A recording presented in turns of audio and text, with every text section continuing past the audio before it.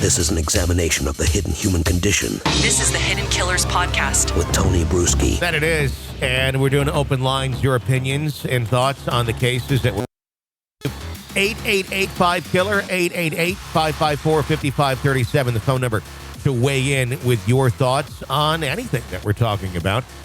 Let's go to Christy in Los Angeles and hear her thoughts on the Coburger case. What's up, Tony? This is Christy from Los Angeles. Wanted to weigh in on Kohberger. So the more I'm thinking about it, the more I feel like there is just I will be completely shocked if he pleads not guilty. I feel like even if they got to this preliminary trial or whatever in June and they were like, we have a video of you murdering these people, I feel like he would still plead not guilty just because I don't think this guy is afraid to die if the death penalty comes up. He seems like someone that's not really, I think he's just not, I just don't think he's afraid to die. Like, he just seems too unfeeling, I guess. And I don't think that he's really afraid of much. I think maybe there's like a self-obsession that would make him scared to die, but still, also I think as a criminology professional, he would know that just being sentenced to death doesn't really mean that you're going to get executed, especially not anytime soon. I mean, people are on death row for decades and decades, and people are getting put to death way less than they used to be. I mean, it's just like I just read something the other day that like last year, I think 18 people were executed. And just a few years prior to that, it was like 88 people that were executed. So it's significantly decreasing for a lot of different reasons. But I think even Idaho hasn't executed someone in many, many, many, many years. So I doubt that even if he gets convicted to death, I doubt that that's something he thinks it's not like that's going to happen next week. I think that gives him plenty of time. And I feel like, I mean, I've never been to prison, but from what I understand, it really sucks. So the more that someone can be not in prison because they're preparing for a trial and they're in trial and they're getting to go to court every day and sit there and relive their messed up crimes for weeks, that's all something that he would probably get off on. So I just feel like the only kind of person that would say that they were guilty is a person that perhaps begins to feel remorse or wants to provide closure for the families or is afraid, like, you know what, this system's got me. Like, I don't want to be sentenced to death, but I just feel like that is not Bryan Kohberger. You know what I'm saying? Yeah, I think he lacks emotion. I think he, from what we can see, lacks empathy, maybe for himself or others. He even talked about that early on in some of those letters that he was writing online. So I think some of these people, the old saying is, you have a death wish. I think anytime you go out and willingly kill multiple people, you yourself have a death wish, because that could very well end that way for you too, where either they catch you in the process or they catch you on the run or whatever. They catch you and they sentence you to death. You yourself have some sort of a morbid death wish if you're going to carry those plans out, I guess, unless you think you're not going to get caught, which is another thing that may be at play here with someone like Kohberger. Thoughts? Well, and here's something interesting. Him not being afraid to die, allegedly. I was just reading, and correct me if I'm wrong, but I think the drugs that they use to basically euthanize a human being, there's a shortage of those lethal injection drugs. So I think a judge just signed a bill allowing for firing squad executions if they cannot obtain those drugs. Well, it's to the governor's desk now. It was the legislature passed it. And now it's on the governor's desk to sign. So it hasn't been signed yet. Okay. As of this moment, no. Gotcha. Well, that's a brutal way to die. And, we're talking about somebody who might be guilty of slaughtering people. So is it brutal? I mean, compared to I don't know. I think I'd rather get shot in the head versus taking some of these drugs which they've discovered, number one, they're hard to get their hands on, but when they use them, they're only successful like a certain percentage of the time. There's so many times where they're like, the person's still conscious, but they can't move, and we have no more drugs, and they just sit there and suffer and die. I think the shot in the head. They sedate people first? No. Well, the drugs are supposed to do that, but they don't all the time. Sometimes that's what they've been having problems with the injections, is that where they are not completely sedated and they start to feel the effects of the drugs and they sit there and they suffer. That's inhumane to me. Getting a bullet in the head that seems to be, of all the options, I'd take that. I'd take that over electric chair. I'd take that over the injections.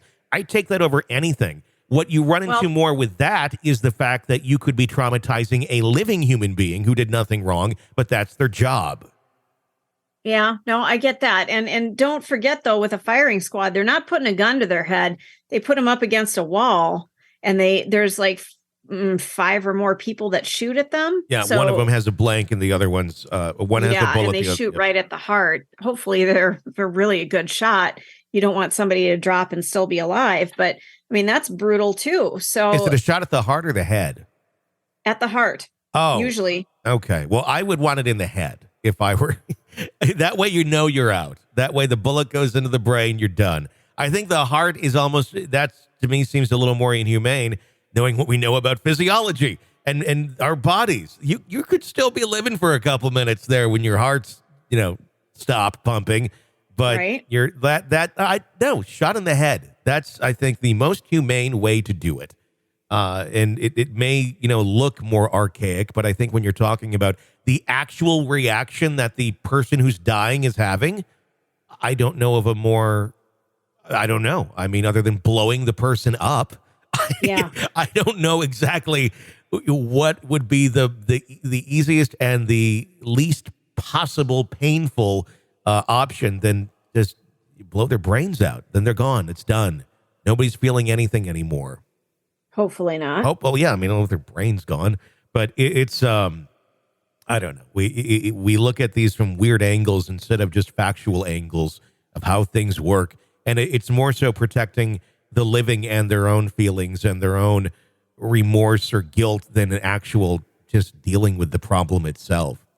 So I don't know. No, that's very true. And we've talked about him, that empathy is not something that he seems to feel. So I can't imagine, I wouldn't think that he'd be, too upset about any of this, to be honest with you. If he's the guilty one, obviously innocent until proven guilty. But if the allegations are true, I almost kind of have this feeling that he wanted to go along for this ride.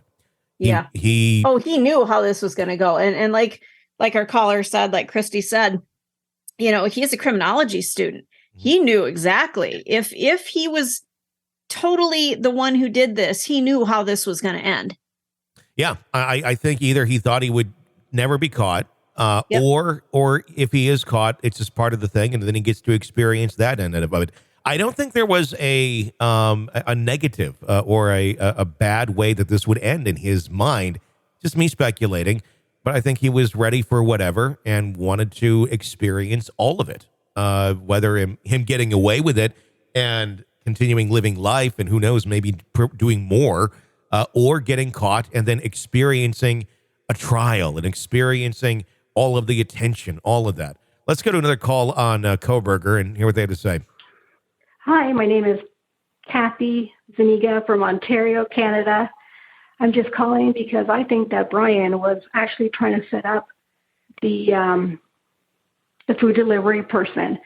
Like, he wanted this person blamed for the murder. So I think that he probably bought food with a gift card and got it delivered to the house. And since he was a student, I think that he was looking forward to this case being followed in his class and discussed. And he would find great satisfaction with listening to people's theories and ideas and conspiracy theories when really he knew the truth. And I think that he was the online person that was hosting. I think he gets off on listening to conspiracy theories and obviously watching himself, as you mentioned, Love your show. Bye. Well, from what we know, he didn't talk about it much in class, but he certainly, if Papa Roger is him, which our friend Jennifer Coffindaffer really thinks that it is, or at least that was the last time I talked to her. She felt that way. She's been doing tons of research on this, former FBI agent.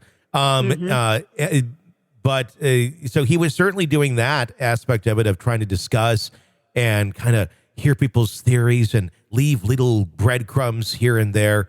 We're going to learn about all of this when trial actually happens, because they have all that information. We're going to find out who ordered that DoorDash or Grubhub or whatever it was that night. And we're going to discover where that order came from. What was the IP? Where was it placed? All of that. Yeah. Whether it was the girls or it was somebody else. And it'll be interesting to find that out. I think that's not a bad theory of maybe he did place the order and then thought, oh, well, this other person will be put there at that same time, and then they'll just automatically be blamed. Kind of short-sighted, considering those drivers get in and out of the scene ridiculously quick. And they're tracked. So it's not really like that driver's going to pull off a 4-person murder when they're dropping off McDonald's and then get back in their car and just keep working with no questions asked. It was one of the first people that they looked at was the DoorDash, and cleared him right away because it was easy to do. I mean, tracking the vehicle, there was no evidence.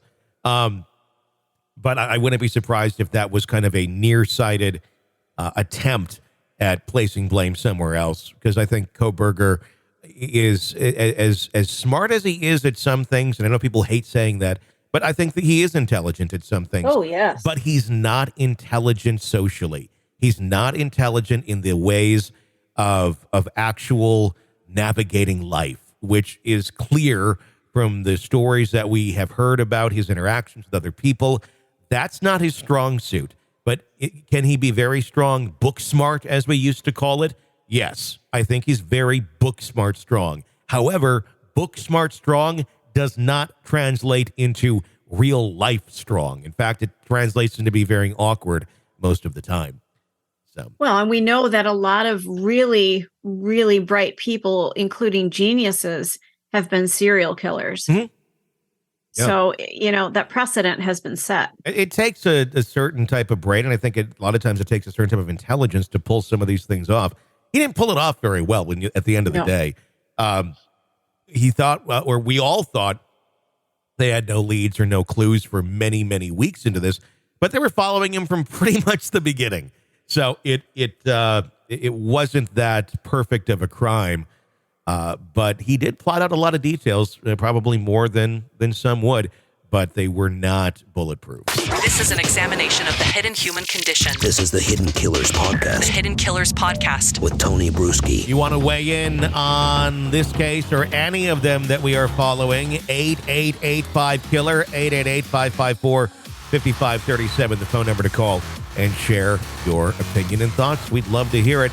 My name's Tony Bruschi. Stay with us.